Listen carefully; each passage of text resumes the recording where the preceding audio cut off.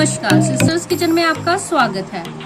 आज हम आपके सामने लेके आए हैं एक न्यू डिश, कोला फ्लोट। बहुत ही इजी, बहुत ही कम समय में बनने वाली रेसिपी है। तो आइए बनाते हैं। बहुत ही अमेजिंग ड्रिंक है। कोला फ्लोट बनाने के लिए हमें चाहिए आइसक्रीम, अमूल आइसक्रीम, कोई भी कंपनी की ले सकते हैं। वनीला आइसक्रीम चाहिए हमें, कोक, चॉकलेट सिरप। आइए बनाते हैं।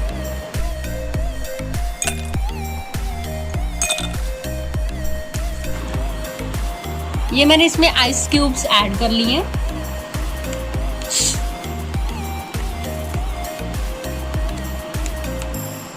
अब मैं इसमें ऐड करूंगी कोक।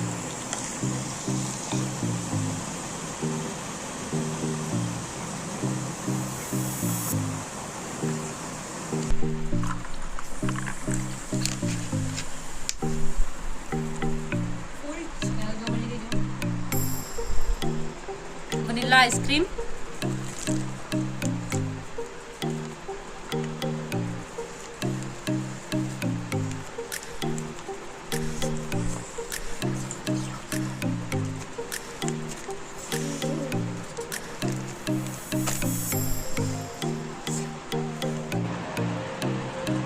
और मैं इसे डेकोरेट करूंगी अपने चॉकलेट सिरप के साथ।